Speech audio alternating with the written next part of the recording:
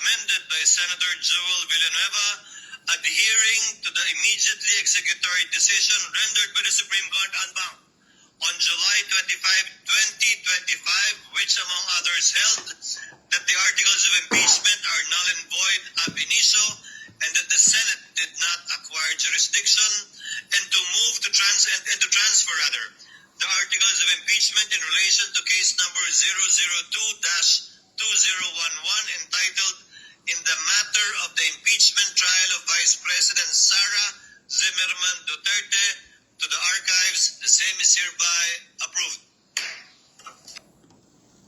Okay, well, thank you very much. Yun po ang desisyon ng Senado kahapon during the plenary session held August 6 dyan po sa Senado po sa Manila. And mainit ang mga discussions or during the Senate hearing.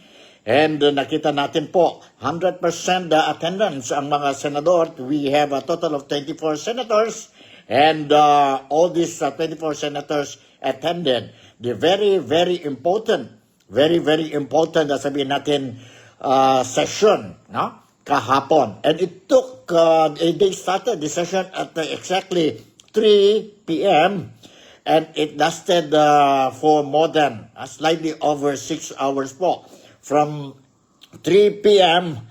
hanggang 9 o'clock, something, 9:30 po, no? I was monitoring the situation dahil po I believe that kailangan din ang mga Pilipino, especially ang mga concern tayo po. Ako po, dito sa programa natin, we are very concerned and we want to know, I want to make sure that ang mga kaibigan natin dito po sa Malaysia, mga countrymen natin po, kababayan natin dito sa Malaysia, as well as mga friends natin, Malaysian friends who are very concerned also or wants to know what is the latest developments dyan po sa Pilipinas regarding ang impeachment trial of Inday Sara Duterte. And based on the voting result, ibig sabihin po, the article of impeachment, the trial of Inday Sara Duterte is dead. Now it's dead, but not yet buried. Not yet buried. So ito po si Nico Fabian dito sa programa natin, NikTok, The Real Talk with Nico. And today is already August 11, is Thursday. I hope everything is running smoothly sa mga buhay ninyo. Mga kababayan ko dito sa Malaysia, West Malaysia, sa East Malaysia, we have 2 states, ang Sabah at saka ang Sarawak, mga kababayan natin.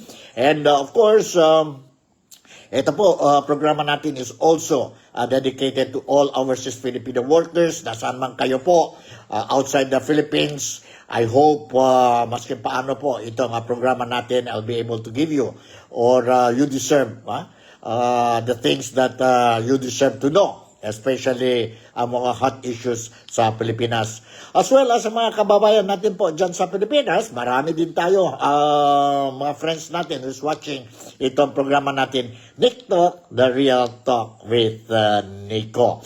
Mamaya po, I'm going to share with you some footages,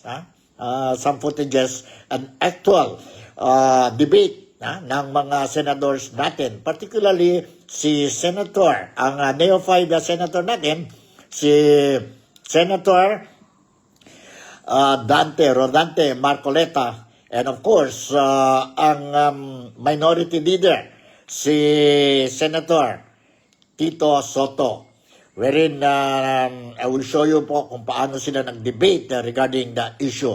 May 2 motion po, nag-pass doon. Unang-una, tatlong motion. Unang-una po, si Senator Dante Marcoleta pass a motion for the dismissal of the impeachment trial of Inday Sara Duterte. However, it was opposed by Senator Tito Soto. It was opposed by Senator Tito Soto, and mayroon din siya nagpass ang motion. Ang motion niya po, yon ang issue to lay it on the table. Lay it on the table po. And finally, may amendment. Amendment naman ang motion ni Senator Rodante Marcoleta. Dismissal of the impeachment trial or issue po, no?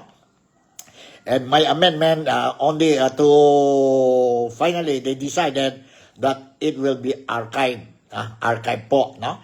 While awaiting for the decision of the Supreme Court, ang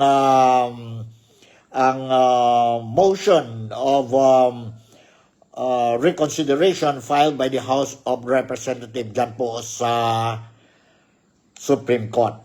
Dyan po sa Supreme Court. Alright, sandali po. And alright, let's see. Let's talk about these issues po today. And bago sa lahat, I would like to say good morning, good afternoon, and good evening to all our followers dito po sa programa natin. Narinig natin po, once again, I would like to share with you po itong decision ng Senado po yesterday. Kagabi to po, ang mga 9-something minutes po, no? Hold on. I will share with you again itong pronouncement or announcement of voting result gumawa dyan po sa Senado last night. Nandito po ang Senate President giving out the result of the votation. With 19 affirmative votes, 4 negative votes, 1 abstention, the motion of Senator Marcoleta as amended by Senator Joel Villanueva adhering to the immediately executory decision rendered by the Supreme Court on July 25, 2025, which among others held that the articles of impeachment are null and void ab initio and that the Senate did not acquire jurisdiction and to transfer the articles of impeachment in relation to case number 002-2011 entitled in the matter of the impeachment trial of Vice President Sara Zimmerman Duterte to the archives. The same is hereby approved. Okay, yun po. Narinig natin po ang resulta ng votation nila kagabi dyan po sa Senado. I was monitoring ang session nila kagabi or kahapon po from 3 a.m. hanggang from 3 p.m. hanggang 9 p.m. And it was a very hot debate participated by many senators po, left and right. And my observation is, it takes one. It is very important. It plays a vital role po if you are experienced. If you are experienced on what you are doing as a senator po. Nakita ko po, si Senator, ang minority leader, si Senator Tito Soto, si Tito Sen, who is a veteran senator natin dyan sa Pilipinas, no? A former Senate President, Tito Sen, although he's not a lawyer po, but I saw kagabi or kahapon, it is a very advantageous for a politician, a senator, a lawmaker to have that experience po sa trabaho nila po. He's not a lawyer, but he played his game satisfactory or excellent po, no? Although he's not a lawyer. On the other hand, si Senator, neophyte Senator Marcoleta, also a veteran, sabihin natin, politician from the Congress. Now he's already in the Senate, and a lawyer by profession, well-known, well-respected, veteran lawyer. He did a very good job also po during the debate yesterday. All right? Before giving you itong mga footages, I recorded for you a portion of it lang po, no? Especially ang debate between Tito Sen and Senate Sen Marcoleta. I will read you an article po which published dyan po sa Pilipinas. The Senate has achieved the articles of impeachment against, the Senate has archived the articles of impeachment against Vice President Sara Duterte after 19, 4, and 1 voted in favor of Senator Rodante Marcoleta's motion to adhere to the Supreme Court ruling. They adhere ang ruling of the Supreme Court wherein it declared that the article of impeachment of Inday Sara Duterte was unconstitutional. May mga violations po in terms of procedural matters in applying for the impeachment complaint. And no jurisdiction na po ang Senado ang Senado. And of course, the violation of some rights of Inday Sara Duterte because she was not given the opportunity to explain ang side niya po. Instead of convening as an impeachment court on Wednesday, August 6, to deliberate on the High Court's ruling that nullified the impeachment and declared it unconstitutional, the Senate addressed the matter through motion as a legislative body. The debate began when Marcoleta moved to dismiss the impeachment, prompting hours of back and forth rebuttals. Senate Minority Leader Tito Soto later moved to the table the motion, arguing the need to wait for the Supreme Court's resolution on the House motion for reconsideration filed on August 4.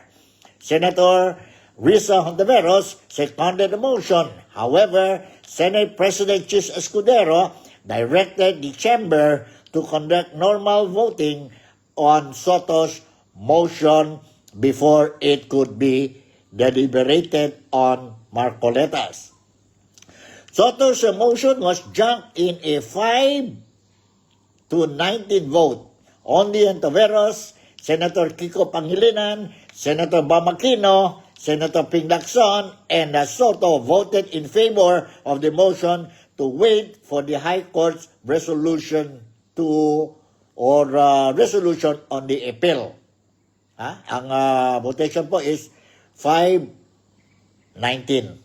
Ang minority, ang opposition, 5, and the rest of the senators voted for 19. 19. Marcoleta's motion was revised to use the term archive instead of dismiss, based on Senator Alan Peter Cayetano's suggestion. It can be recalled that Cayetano also previously held Senator Bato de la Rosa on June 10 when the latter sought to dismiss the impeachment the same day the Senate of the 19th Congress convened as an impeachment court. Cayetano proposed amending the motion to return the articles of impeachment and seek certification on the complaints and constitutionality. This motion also sealed with a majority voting in favor of remanding the complaint. On Wednesday, acting as the 20th Congress, 19 senators voted to archive the articles of impeachment while 4 voted against and 1 abstained. Alright, ang question po, sino-sino yan po nag-vote to archive? Archive ko, ang article of impeachment. Sino-sino yan po? Okay. Let me read you the names po kung sino-sino nag-vote yes, i-archive ang article of impeachment. Archive lang yan po. And it is dead, kasi nag-archive na, it's dead, but hindi na buried. Dead but not buried. Ibig sabihin, archive lang yun, after ang, kung mag-decide ng Supreme Court regarding the motion for reconsideration filed by the House of Representatives last Monday, if affirmative, they reverted the decision, then this article of impeachment can be revived. And they will bring it back sa Senado po and vote again to either to continue or to respect ang new decision of the Supreme Court.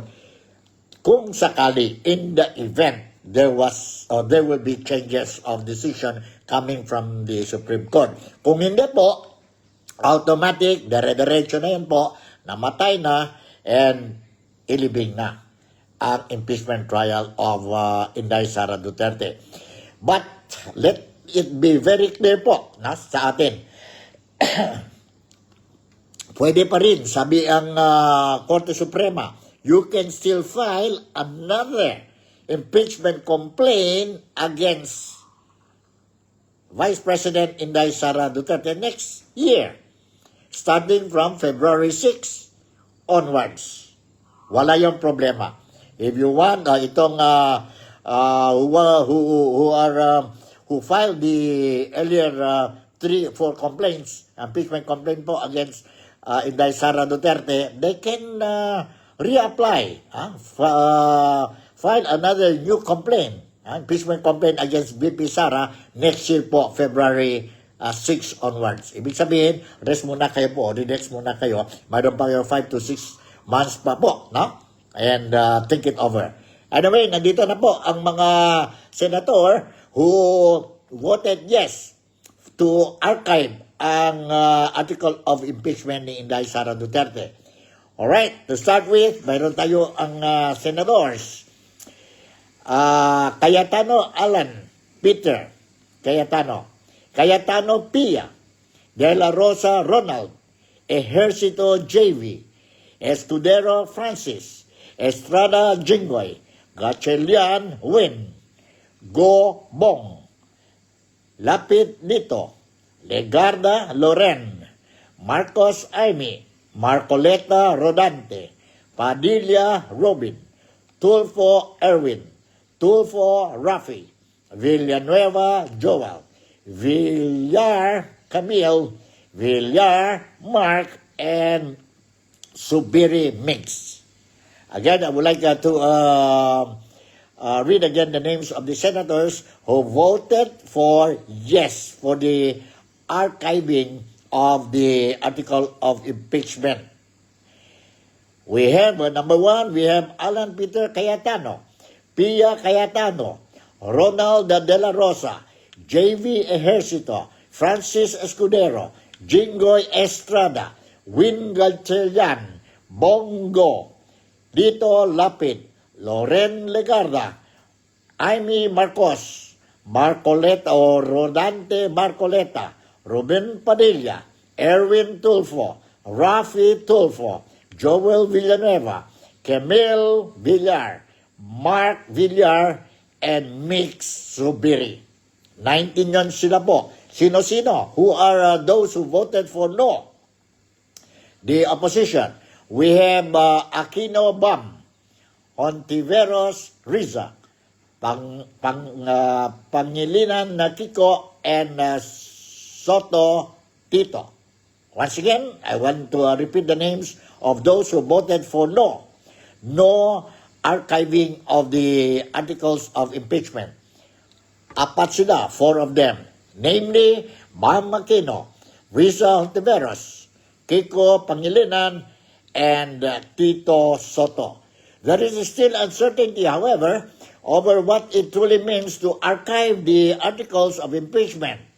For senators who voted against the move, such as Ontiveros, it amounts to killing the impeachment against the second highest official in the land altogether. Yun po, the way Senator Ontiveros look at the archiving of the articles. The High Court unanimously held that the Senate could not acquire jurisdiction over an impeachment deemed unconstitutional, stating its decisions immediately executory. What comes next is the Supreme Court's decision on the motion for reconsideration. If the court denies it, the House will have to wait until February 6 2026, in line with the one-year bar rule before it can file another impeachment complaint against Duterte. Yon po, no? Klarong-klaro po. Yon ang desisyon. And don't worry because pwede pa rin. You can still file impeachment complaint against Inday Sara Duterte po. No? Next year, February 6, 2026 onwards po because of the one-year bar ruling po. Isa lang po ang impeachment complaint can be filed in 1 year po. Yon ang constitution. Yon ang sabi ang constitution natin. Yon po. So, ganito ang sitwasyon. So, this time around, I will share with you a footage. Footage po, no? I suppose you want to know or you want to see and hear paano talaga nangyari. Hindi naman ito lahat because the session yesterday, hotly debated session yesterday, lasted for more than 6 hours po. From 3 a.m. hanggang 9:30. From 3 p.m. hanggang 9:30 p.m. It was such a long session po. But of course, at the end of the day, we are happy that there was already a decision and the rule of the law. Everybody or the Senate are respected. In other words, the Senate unanimously agreed to respect the decision of the Supreme Court, wherein it declared the impeachment or article of impeachment was or is deemed unconstitutional. So, yun po. Alright, let me share with you itong video clip between Senator Tito Sen and Sen Dante Marcoleta. A portion of it po. So let's listen po. Listening to the privileged speech of the distinguished gentleman from Tarlac, the basis of your motion to dismiss is the Supreme Court's decision, which is now pending appeal by virtue of the MR or the motion for reconsideration filed last Monday by the House of Representatives. Is it not, Your Honor? The question whether is it... Yes, your basis for your motion to dismiss is based on the Supreme Court decision that the so-called impeachment is unconstitutional, based on their decision. Yes, Mr. President, Your Honor, that's very, very clear and categorical. Correct. The Supreme Court decision, Mr. President, although immediately executory, is not yet final. Thus, appealable. Ngayon, naka-apila na. Marami nagtatanong kung naka-apila na ba tayo nagmamadali. Ay dismiss ito sa atin. So may I ask the gentleman, what will happen if we prematurely dismiss the case and the Supreme Court subsequently grants the MR and reverses its own decision? The question, Mr. President, is speculative. Yes. May I have a speculative answer, Mr. President? We cannot speculate. We can only guess, second guess, because on the basis of our experience as a practicing lawyer, Mr. President, ito pong ganitong klaseng desisyon, talaga pong wala na pong kaduda-duda na kahit po mag-file pa tayo ng motion for reconsideration. We are hoping against hope. It is as if we are wishing for the moon. Palagay nyo lang po merong isa na nag-reverse. Hindi rin po ma-overturn eh. Kasi po ang kailangan po ninyo ay 8 ang mag-reverse. Sa inaakala po ba ninyo meron kayong makukuhang 8 na pumirma doon sa unanimous decision na babalik na rin po nila yung kanyang sarili. Kaya napakahirap pong mag-speculate, Mr. President. will accept the answer of the gentleman, but I have done my research, Mr. President. And to remind everyone, the reversal of the Supreme Court's own decision is not impossible, even in landmark cases. In the case of Labugar, Bilaan Tribal Association Incorporated versus Victor Ramos, GR number 127882, December 1st, 2004, questioning the constitutionality of Republic Act 7942 or the mining law, the Philippine mining law. The Supreme Court granted the MR, reversing and setting aside its earlier ruling. And also, Mr. President, just a few days ago, the Supreme Court reversed its own ruling on the definition of a stockholder. This is the case of Lily Lopez versus Lolito Lopez with GR numbers 25497-957-58. So, may kasabihan po tayo, ang tumatakbo ng matulin, kung matinig ay malalim. Kaya dapat siguro pag-isipan muna natin kung tama ba na bago pag-desisyon ang Supreme Court, basta ipasura na natin ang kaso na ito. Una-una po, Mr. President, gusto kong malaman, yung po bang mga kasong sinabi niyo, unanimous decisions po ba lahat?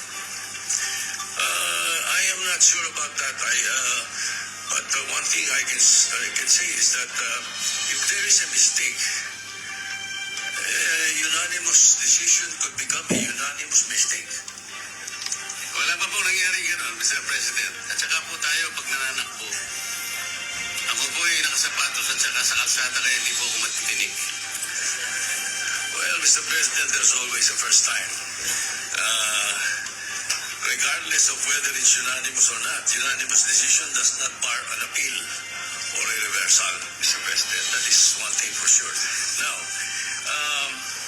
secondly, where is the ball, Mr. President, or meaning the impeachment case itself?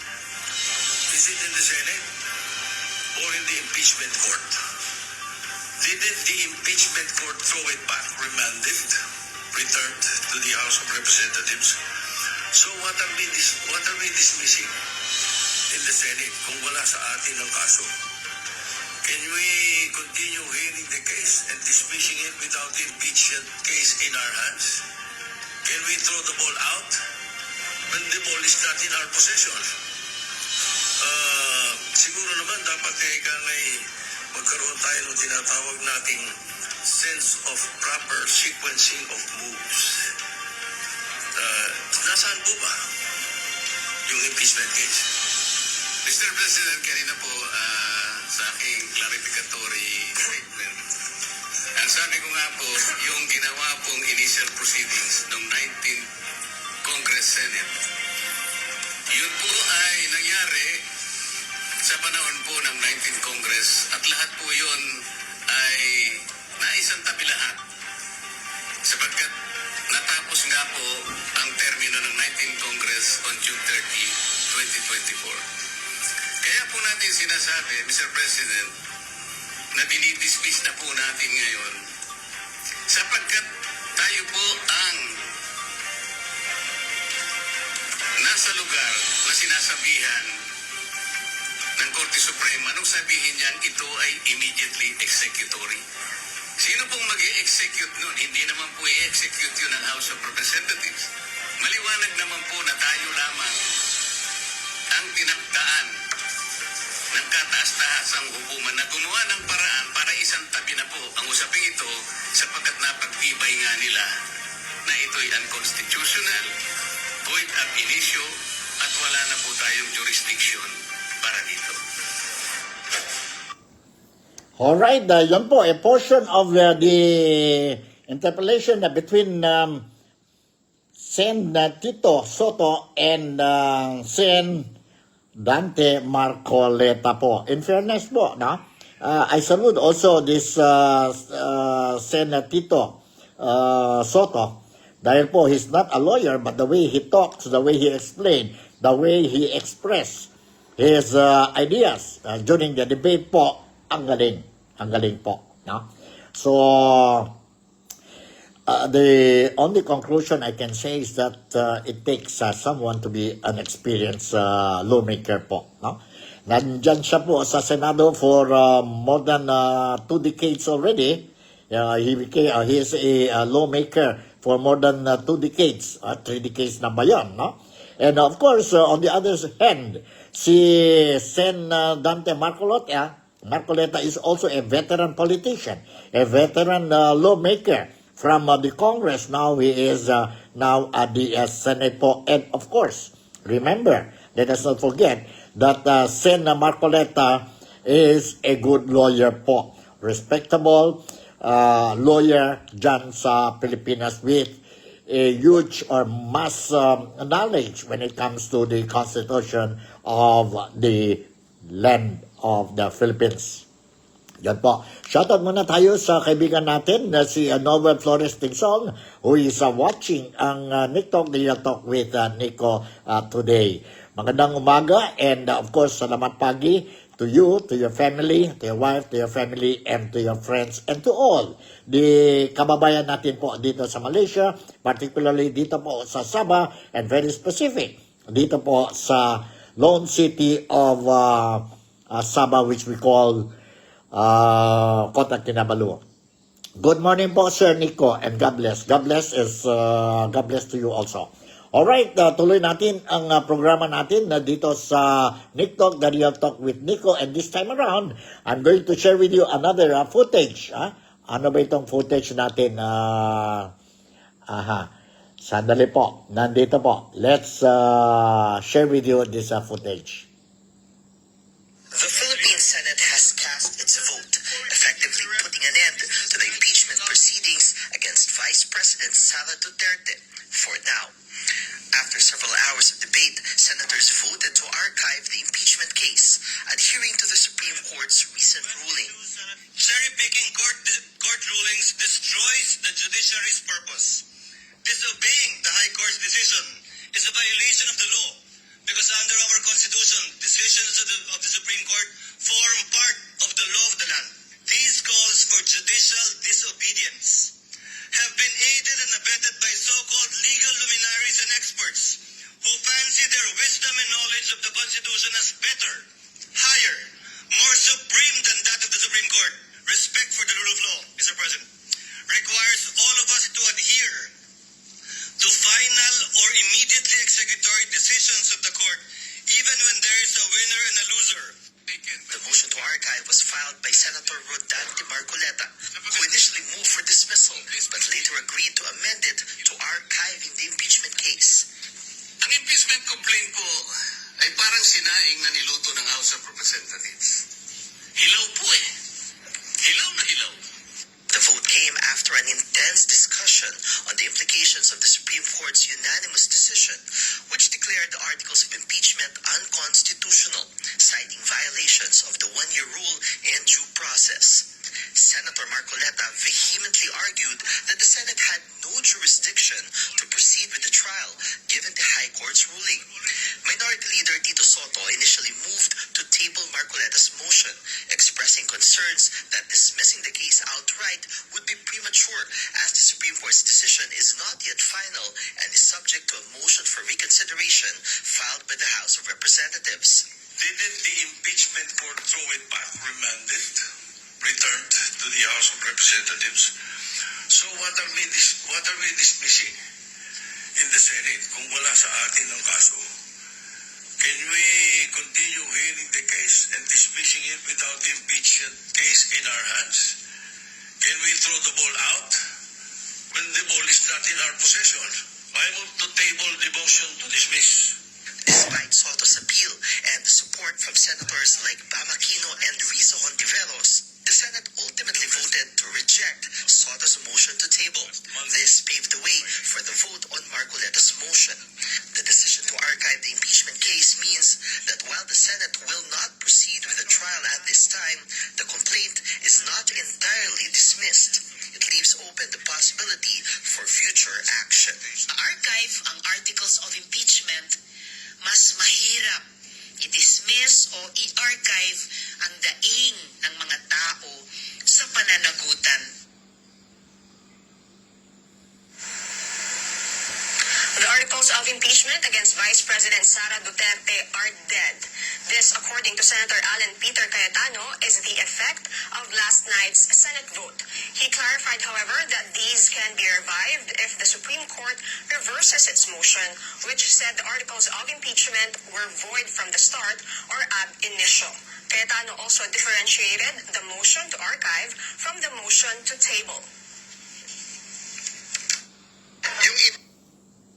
Alright, yan po, narinig natin po ang report dyan po sa Pilipinas, sa mainstream media po regarding the proceedings yesterday sa Senado.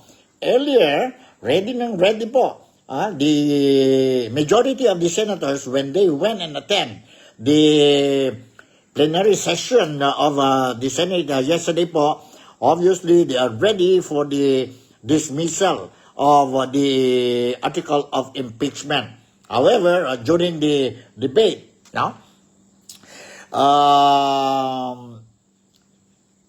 Senator Dante Marcoleta succumbed to the idea of Senator Alan Peter Cayetano if it is possible to amend the motion of Senator Marcoleta on dismissing the entire article of impeachment po. So there was a compromise, and instead of a dismissal, this Senator Marcoleta succumbed to the idea or suggestion of Senator Alan Peter Cayetano to archive the issue po, the article of impeachment while waiting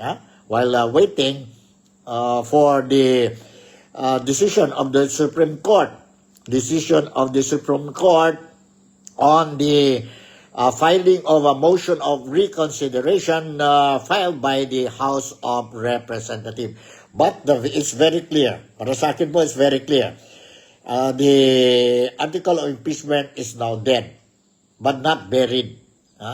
Pwede pa yun i-revive if there will be different decision coming from the Supreme Court po. But anyway, very clear din po.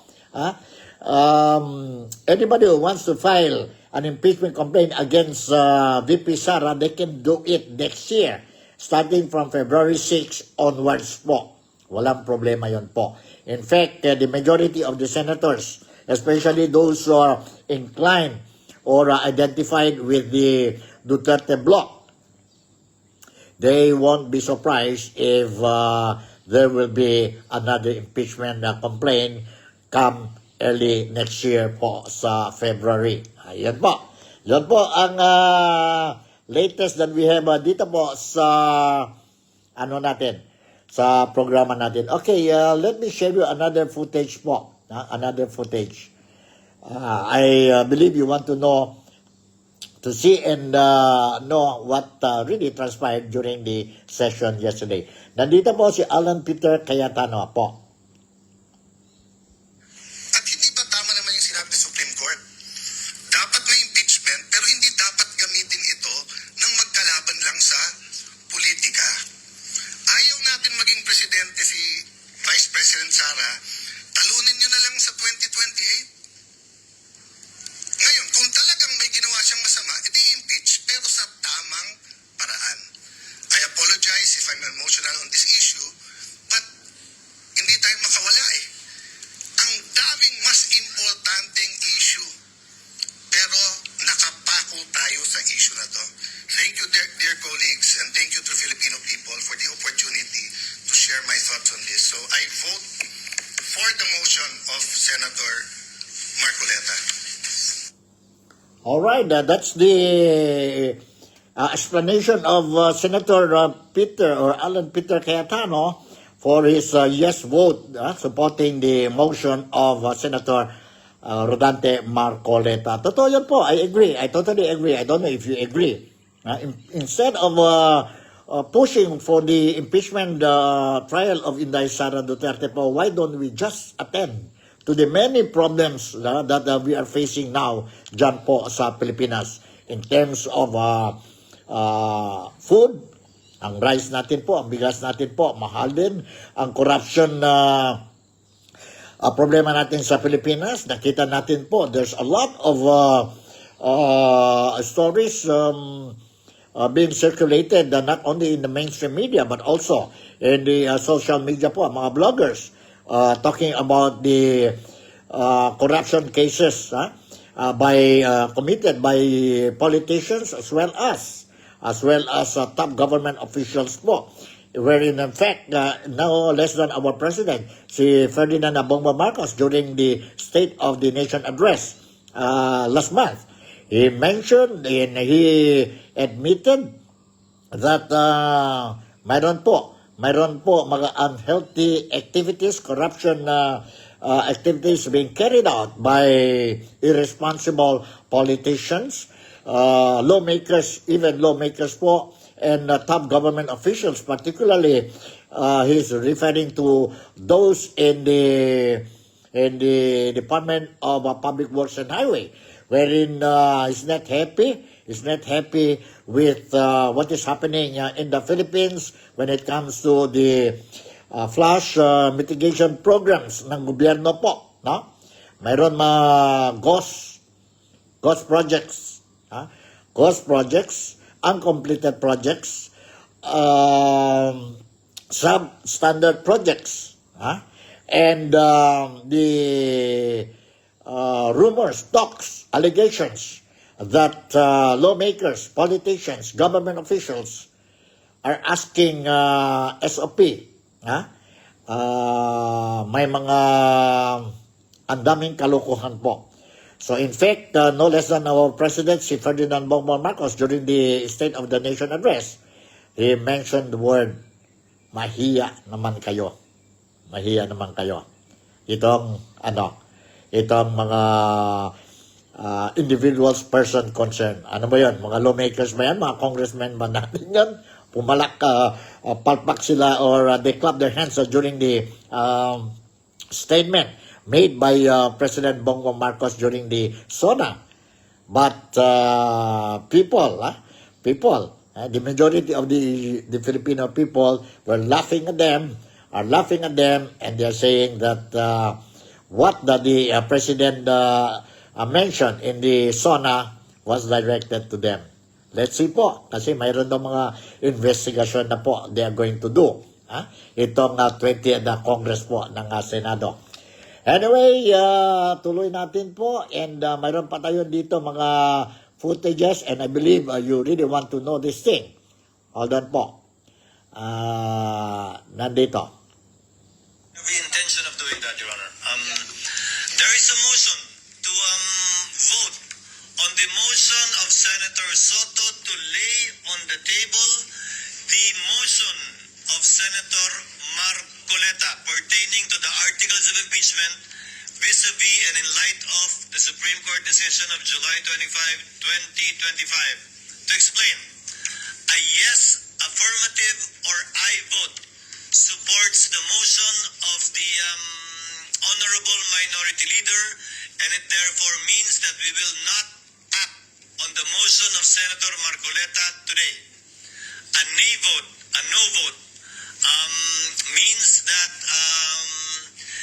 the motion of Senator Marcoleta will not be laid on the table and that we will act and vote upon it today. Senator Lacson? Alright, yan po ang motion of Senator Tito Soto. Alright, sandali, mayroon din tayo dito. Okay, sana tayo. Sergeant at Arms is now directed to kindly maintain order in the gallery. Hold on, The Supreme Court decision is now pending appeal. Sandali po. Hold on. Nandito po. Let's listen to Senate President Chis Escudero. With 5 affirmative votes, 19 negative votes, the motion to table the motion of Senator Marcoleta is lost.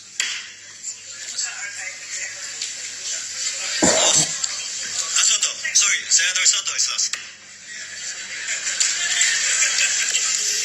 No, I said the motion to table the motion of Senator Marcoleta is lost. Yan po, when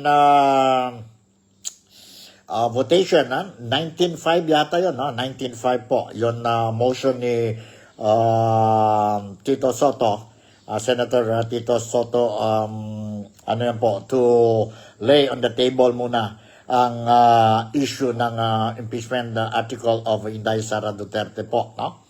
So may votation sila, ang lumabas po, ang motion ni Sen Marcoleta to dismiss it po, na talo, nanalo si Escudero po, si Tito Soto po. Kaya nga nagiging may amendment sila dyan po sa dismissal motion of Dante Marcoleta or Senator Dante Marcoleta. Nandito po, another footage that I would like to share with you po, itong, ano ba ito? Sandali ha. To table the motion so that we can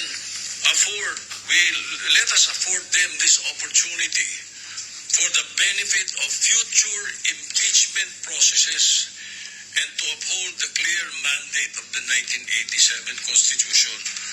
All we needed to do was wait a little. And so I will have to register a yes vote. I know it will be a vote in the minority, but I've always voted in the minority in many issues in the Senate since 1992 up to the present. Always prayed I was wrong. Unfortunately, I was always right. My God have mercy on your decision. I vote yes. Yan po, si Tito Sena voted for yes in favor po sa motion niya po to lay in the table muna po ang article of impeachment. Article of impeachment. At the end of the day, at almost 9:30 in the evening last night po, the Senate decided to archive muna po ang article of impeachment, respect the decision of the Supreme Court po, no? Na declaring the article of impeachment unconstitutional po. However, archive yun po, but after the decision, when the Supreme Court will make a decision on the motion for reconsideration filed by the House of Representatives last Monday, no? Diyan po sa Supreme Court po, if there will be any reversion of the decision from the Supreme Court po, then they can go back and remove the article of impeachment from being archived and bring it back to the Senate for discussion, deliberation, and possible push of the impeachment trial of Inday Sara Duterte. Wala yung problema po. Yon po ang decision. In the meantime, as what I said, the article of impeachment trial is dead but not yet buried. Not yet buried. Yun po, that's how I look at it now. No? Maganda lang po because what happened yesterday dyan po sa Senado, our senators, although it was a heated discussion, deliberations po, left and right po, we acted professionally, ang mga senado natin, mga senador natin, we acted professionally and we are happy na ganon ang outcome po ng ng debate kahapon dyan sa Senado. Ano ba ito? Let's see, ano ito? Maintain order in the gallery. Acting now on the motion of the Majority Leader for us to divide the House and vote on the motion to lay on the table, Secretary is directed to call the roll for nominal voting. Roll call vote. The Honorable Senator Aquino. Senator Cayetano Alan. Senator Cayetano Pia. Senator De La Rosa. Senator Ejercito, Senator Estrada, Senator Gatchalian, Senator Go, Senator Ontiveros, Senator Lacson, Senator Lapid, Senator Legarda, Senator Marcoleta, Senator Marcos, Senator Padilla, Senator Pangilinan, Senator Soto. I register my vote, Mr. President. The Minority Leader may proceed. Thank you. Mr. President, the Supreme Court decision is now pending appeal. It is prudent to wait for the results rather than prematurely archiving, if not dismissing, because I know for a fact, once it is archived, it is dead. So what happens if the Supreme Court reverses itself? Clear and blatant errors are present in the ruling of the Supreme Court. First, they misunderstood the legislative process in assuming that the 19th Congress adjourned sine die in February 5. Grave error.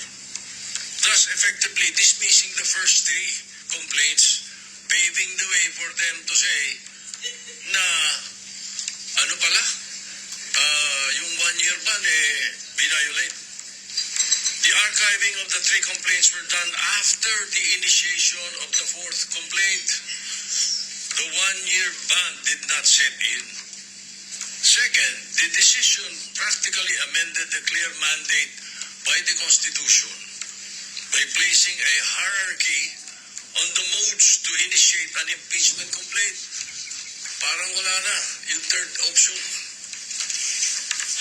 Third, the Supreme Court retroactively applied the new definition to the present case in the violation of the doctrine of operative facts, thus voiding as well the impeachment proceedings of former President Estrada and Chief Justice Corona. They did not interpret the Constitution, Mr. President. They amended the Constitution. So lastly, the Supreme Court now has the chance to rectify these errors in its decision. So I was hoping to table the motion so that we can let us afford them this opportunity for the benefit of future impeachment processes and to uphold the clear mandate of the 1987 Constitution. All we needed to do was wait a little. And so I will have to register a yes vote. I know it will be a vote in the minority, but I've always voted in the minority in many issues in the Senate since 1992 up to the present. Always prayed I was wrong. Unfortunately, I was always right. My God have mercy on your decision. I vote yes. Alright, yun po. Narinig na natin kanina ang ano ni Tito Sen. As what I said, okay din ang mga ano ni Tito Sen po. Although he's not a lawyer, but he knows the issue. He knows the issue po. So yun po, ano nangyari dyan po sa Senado. And ano ito, let's see first. 15 negative votes. The motion to table the motion of Senator Marcoleta is lost. Alright, yun po ang sitwasyon dyan po sa Senado yesterday. As what I said, they started at 3 p.m. and ended the session at something like 9:30 p.m. po. It took them more than slightly over 6 hours po ang debate. Debate dyan po sa Senado. At the end of the day, maganda po, mayroon na tayong decision. And let's wait and see the decision of the Supreme Court po on the MR or motion for reconsideration filed by the House of Representatives po last Monday dyan sa Supreme Court. Should there be any changes, should there be a reversion of a decision of the Supreme Court po, from the Supreme Court po, then we will see the continuation of this trial because it will be removed. The article of impeachment will be removed from being archived po. Yun po. In the meantime, yun na po. Let's wait and see and try to avoid itong mga, we will be expecting a lot of luminaries po, ang mga lawyers left and right po, will be giving their comments regarding this po. But sana lang po, just like what the Senate did, and bank yun po, ang desisyon ng Senado, kasi 1920 and to archive it, I think si Senator, sino yun, Degarda yata yun, no? Ping Lacson also abstain po, no? Abstain. So, Ping Lacson abstain, and let's see, see, and try to avoid, giving much attention. Ito mga statements to be made or will be made by a lot of politicians, lawyers. On the end of the day, we will be confused. In the meantime, sana lang po, mga lawmakers natin, mga politicians natin, at tayong lahat po, no? Those involved in the providing services to the Filipino community po, mag-focus na lang kayo muna po sa how to address the many problems that we are facing dyan po sa Pilipinas, and set aside muna po itong politika, this politics dyan po sa impeachment of Inday Sara Duterte. From the very beginning, if you remember itong impeachment trial of Inday Sara Duterte, impeachment complaint against Inday Sara Duterte, from the very beginning, narinig na natin po ang Presidente sabi, do not waste our time. The Filipinos will not benefit if we are going to push through, if the Camara or House of Representatives will push through with the impeachment complaint of Inday Sara Duterte. Ang dami pa, sabi ang Presidente, ang dami pa tayong problema. There are still a lot of things that we have to attend to instead of wasting our time to impeach Inday Sara Duterte. That was the thing Marcos Jr. was advocating po from the very start. And we ang Filipinos, no? Organized through the Iglesia ni Cristo po, no? Organized na prayer rally which was attended by millions of people po, not only in the Philippines but worldwide po. Ang prayer rally calling for do not wasting our time in giving attention to the impeachment trial complaint against VP Sara. However, ang House of Representatives under the leadership of Speaker Martin Romualdez, who is still now the Speaker of the House of Representatives po, they did not listen. And what is the outcome po? Na-archive po. So we wasted time, money, and efforts, and just confused ang mga Filipinos po, no? For the past how many months po? And only now we have the decision ng Senado. No. We will not push through ang impeachment complaint ni Inday Sara Duterte or article of impeachment. No? We will archive it and we will wait until the decision of the Supreme Court po. Yun po. And I strongly believe that it's very possible for the Supreme Court. Although anything can happen, miracles can happen. But come to think of it po, the decision, unanimous decision of the Supreme Court declaring unconstitutional the article of impeachment was voted 13-0 po. Mayroon tayong 15 justices, one abstained, once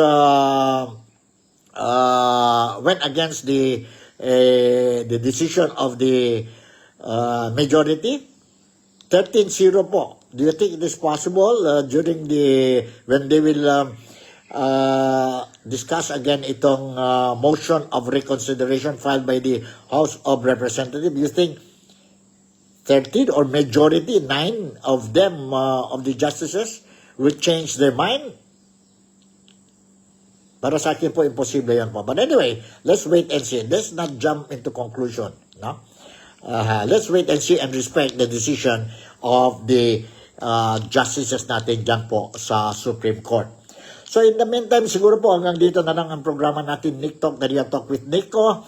And mas yung paano po, I hope I managed to share with you news that is very important, not only to me but also to you po, especially ang mga kababayan natin po dito sa Malaysia, particularly dito po sa Sabah, but at least you will be properly informed and you will be aware of what is happening sa Pilipinas po, because it is our motherland and we love our motherland, and mga overseas Filipino workers temporarily left our loved ones sa Pilipinas po, to make sure that we will be able to give them a better future and help the public also po, or help ang bayan natin po level up.